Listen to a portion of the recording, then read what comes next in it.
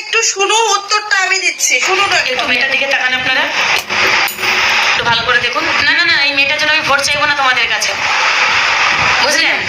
এই মেয়েটা দুটো হাতের দিকে তাকান, একটু ভালো করে তাকান, দেখুন রুগ্ন হয়ে গেছে। আর মুখের দিকে তাকান, মুখটার দিকে তাকান, ক্লান্তির ছাপ।